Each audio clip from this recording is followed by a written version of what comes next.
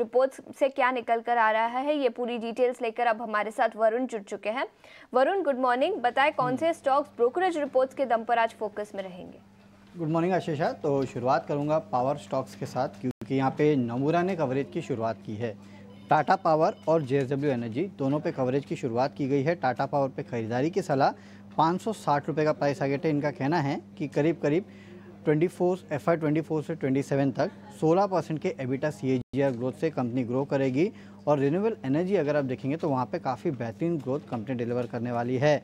JSW energy पे यहाँ पे कवरेज की शुरुआत की है। खरीदारी की सलाह 885 का प्राइस टारगेट यहाँ पे भी ये दे रहे हैं।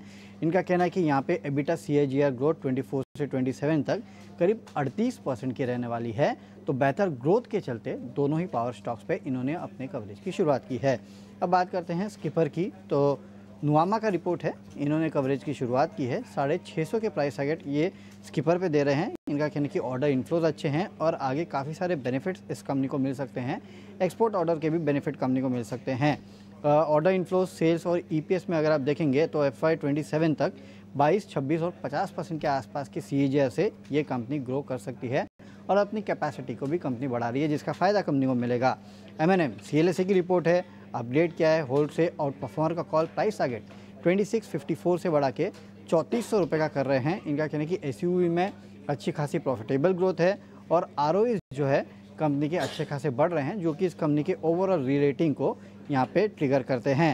अब बात करते हैं नायका की। तो मॉर्गन स्टैनली की रिपोर्ट है, ओवरवेट का कॉल है, प्राइस टारगेट 216 रुपये का दिया है। इनका कहना है कि Q2 जो है वहाँ पे ब्यूटी सेगमेंट में स्ट्रॉन्ग ग्रोथ देखने मिली है।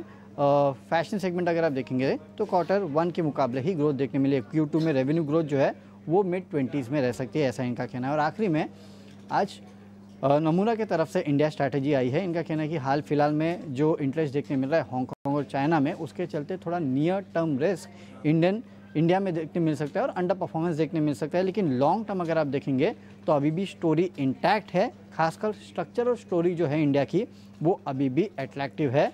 और यहाँ पे इनका निफ्टी का जो टारगेट है करीब 24,860 का ये यहाँ पे दे रहे हैं। तो कल याद है आपको CLSA की रिपोर्ट आई थी, आज नोमुरा की तरफ से इंडिया स्ट्रैटेजी रिपोर्ट आई है। बिल्कुल, कई सारे स्टॉक्स जो फोकस में रहेंगे। नायका पर मॉर्गन स्टैनली की रिपोर्ट है। इसके अलावा याद रखें पावर शेयरों में कल भी गिरावट दिखी थी और आज नोमुरा की रिपोर्ट के चलते कई सारे पावर कंपनियां भी आज फोकस में रहेगी। वरुण, शुक्रिया पूरी डिटेल्स लेकर हमारे साथ जुड़ने के लिए। आगे बढ़ते हैं और अब कमोडिटी मार्केट पर नजर डाल लेते हैं और कमोडिटी मार्केट पर रणनीति बताने के लिए आज हमारे साथ अखिलेश जैन जी जुड़ चुके हैं। Akhilesh, good morning. बताएं क्या रणनीति बनानी चाहिए। सबसे पहले ब्रेंट क्रूड पर अपनी राय दीजिए। $80 के पार ब्रेंट क्रूड निकलता हुआ जियोपॉलिटिकल टेंशंस के चलते यहाँ पर क्या स्ट्रैटेजी बनाए? Very good morning and thank you very much for having me. देखिए, ब्रेंट का मेन रीजन है, हम देख रहे हैं कि यहाँ पर मिडिल ईस्ट के अंदर जो कंसर्न है वो काफी डीपन होते जा रहे हैं और यहाँ पर एक शार्प शूटअप हमको देखने को मिल रहा है। मुझे लगता है कि इस मोमेंटम के साथ ही जाना चाहिए और आने वाले सत्रों में हमको यहाँ पे प्राइजेस फर्दर एक्सेलरेट होते हुए दिखेंगे। अगर आज के सत्र की बात करें तो मुझे लगता है कि MCX वायदा यहाँ पर कोई भी करेक्शन आता है अप टू 6420 के आसपास, तो वहाँ पे लेने के एक उपयुक्त मौका मिलेगा। यहाँ पर आप स्टॉप लॉस पेश कर सकते हैं 6350 का। मुझे लगता है आने वाले सत्रों के अंदर अराउंड 6650 से लेकर 6700 तक की रेंज भी हमको देखने को मिलेगी। हालांकि स्ट्रिक्ट स्टॉप लॉस का ध्यान रखिए, जो भी रिस्क प्रीमियम ड्रिवन हो रहा है ये कहीं ना कहीं इस कन्फ्लिक्ट के कारण ही है। तो स्टॉप लॉस के साथ प्ले करें बट बाइंग साइड में रहें। मुझे लगता है अभी यहाँ पे गुंजाइश है तेजी आने की ओर। जी,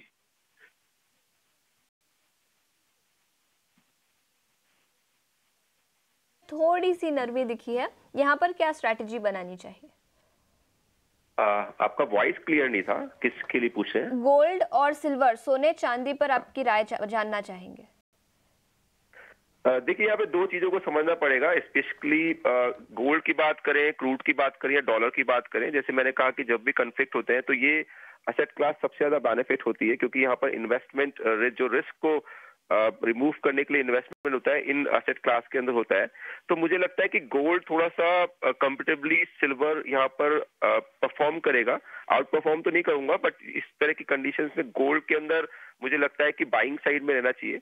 पिछले सत्रों में हम देख रहे हैं कि गोल्ड कॉमेक्स के अंदर एक रेंज में ट्रेड करा रहा है जो 2635 से लेकर 2675 की रेंज है। मुझे लग रहा है कि प्राइसेस इसी रेंज के अंदर स्क्वीज रहेंगे, बट ये अभी अपने निचले स्तर पर है, तो यहाँ पर खरीदारी की ही सलाह है। आप यहाँ पे खरीद कर काम करें।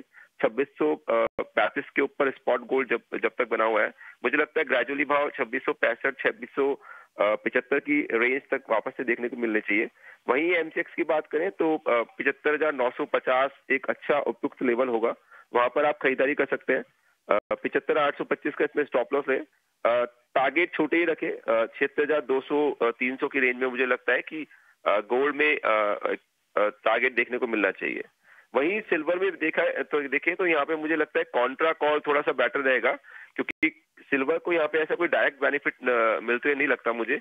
और डॉलर इंडेक्स भी हम देखेंगे तो पिछले 2-3 दिनों से काफी बुलिश टोन में काम करा रहा है। तो ऊपरी स्टोर पे मुझे लगता है सिल्वर को सेल करना चाहिए। 92,600-700 की रेंज में सिल्वर मिलता है, तो वहां पर आप सेल की रणनीति रख सकते हैं। 93,000 के ऊपर का स्टॉप लॉस लगाए। मुझे लगता है कि 92,000, और अगर 92,000 के लेवल्स अगर यहाँ पे ब्रिज होते दिखते हैं तो यहाँ पे 90,500 तक के भी लक्ष्य देखने को मिलने चाहिए 1-2 दिन के अंदर। तो सिल्वर में sell on rise, but gold में निचले स्तर पे बाइंग की सलाह है। बिल्कुल, तो सोने में खरीदारी की सलाह, लेकिन सिल्वर में बिकवाली की राय इन लेवल्स पर। अखिलेश, बहुत बहुत शुक्रिया पूरी रणनीति कमोडिटी मार्केट में हमें बताने के लिए। आगे बढ़ते हैं। बाजार में लगातार गिरावट पर गोल्डीलॉक्स के गौतम शाह ने हमसे खास